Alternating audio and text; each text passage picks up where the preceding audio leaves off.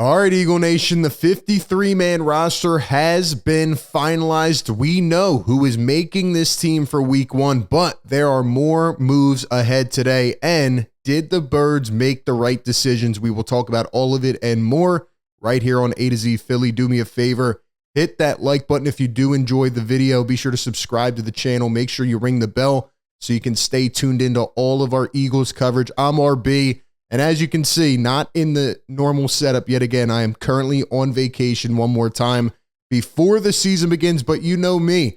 Content drops, news drops, roster cuts happen. We are hopping on anywhere, anytime to break it down for Eagle Nation. So welcome on in, and we need to start off with our rivals, okay? We need to have a good laugh because it is nearing the end of summer and the season is nearing a start. And the Cowboys are still funny, okay? So bear with me again. I know the technology is a little bit different now. I'm not in my normal setup, but as you can see right here, it's hilarious. It's comical. The Cowboys did end up paying CeeDee Lamb. They paid him a lot of money, that's for sure. But that was after this whole situation where Jerry Jones went on an interview and he said, I have no rush. I'm not worried. And Cowboys Nation has been up in flames. And then he goes out and says this, quote, I've done it all. If anybody can figure out how to get it done, I can figure out how to get it done. So hell no, there's nobody that could bleeping come in here and do all the contracts and be a GM better than I can. So Jerry's now agitated. Jerry's getting frustrated out here. And now the Cowboys, even though they haven't done much at all this offseason, you know, it seems like there's so much pressure. And I already know that the pipe's going to burst. So I can't wait to see it happen. The Cowboys are hilarious. And I can't believe he actually came out and said that. Like he was, you know, bothered by what people are saying, even though they've been saying it for years. And this whole offseason, this is what set him over the edge. Okay. Anyway, the Eagles continue to get richer. And just as an update to keep your eyes on, right now we're recording this in the morning, but a big day for the Eagles ahead. They will find out today which players have been claimed by another team. We'll get into the guys that were waived.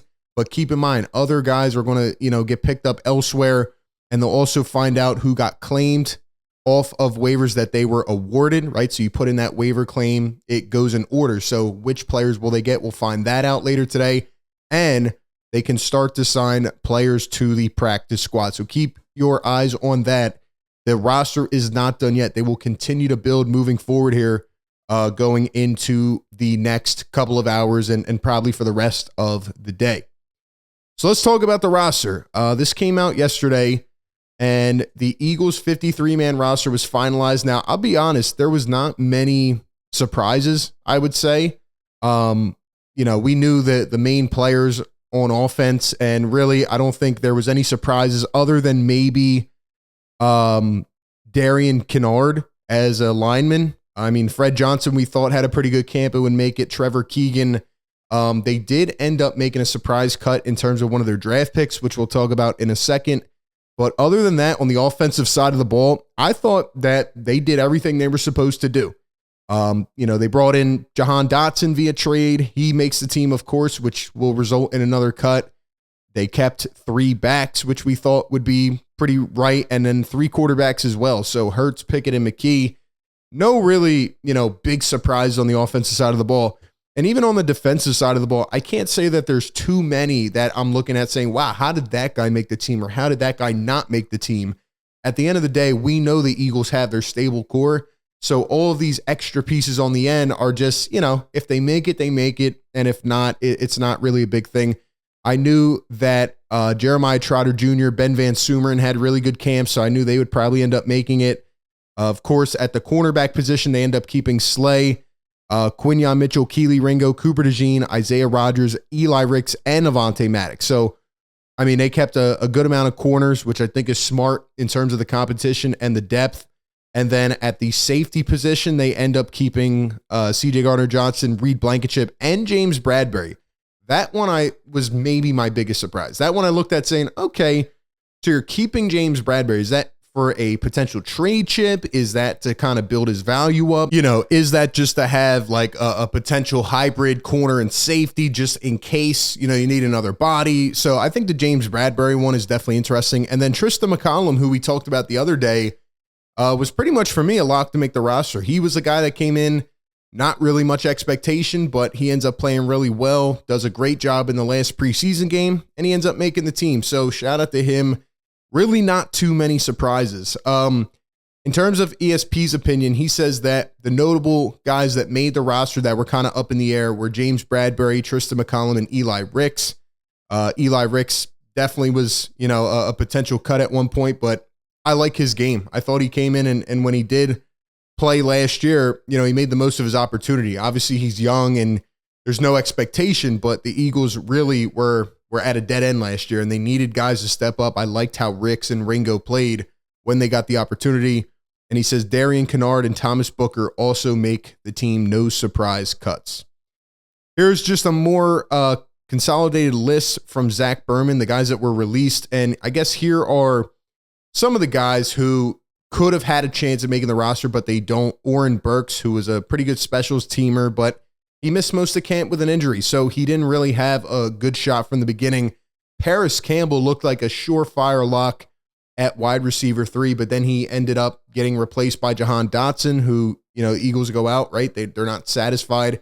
They go pick up a receiver, and Paris Campbell just really does not have much in his game, if we're being honest. Like, we were going to be satisfied because we thought, okay, he can come in, give you 300, 400, 500 receiving yards, but Jahan Dotson being much younger, much more athletic, and just having a brighter future, it's a much smarter investment, especially for a younger guy. So, Jahan Dotson replaces Paris Campbell and he goes back. I guess he'll probably get claimed by somebody else. Nick Gates, Matt Hennessy, Will Greer, John Ross doesn't end up making the team. He was a great story, but there's just not room for him on this type of team. So those are the guys that get released. And then in terms of being waived, EJ Jenkins was one I'm a little surprised about. I thought he did a really good job in camp. I thought based on the Eagles tight end situation, they're going to need more help there. Now, maybe they have their eyes on somebody else that's going to get waived or cut or whatever, and they're already, doing their due diligence there.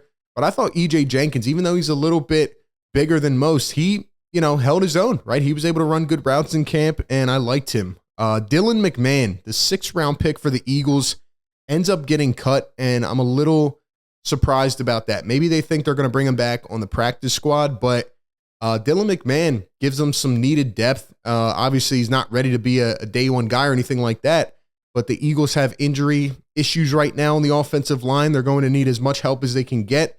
So I'm a little surprised to see Dylan McMahon get waived, but I do think there is a good chance he will be back on the practice squad. Zach McPherson gets waived.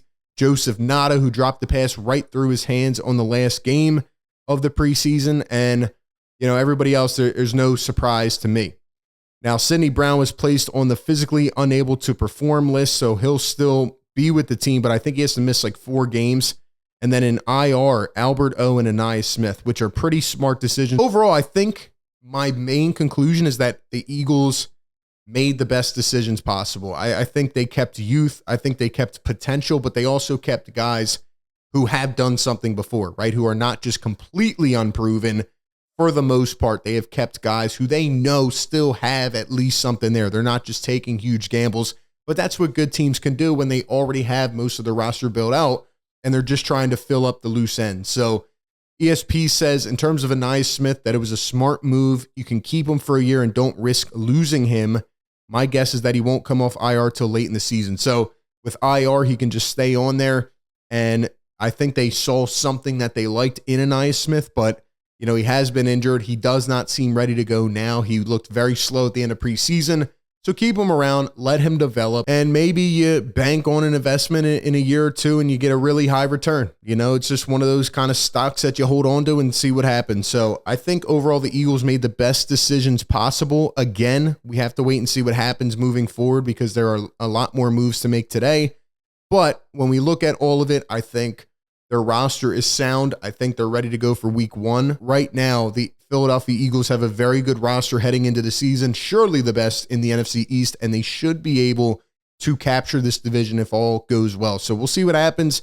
Give me your thoughts. Do you think they made any mistakes? Who should they keep? Will they keep any guys on practice squad that you want to see kept? Give me your thoughts down below. Appreciate everybody tapping in. Be sure to like, comment, and subscribe. That being said, I'll catch you on the next one.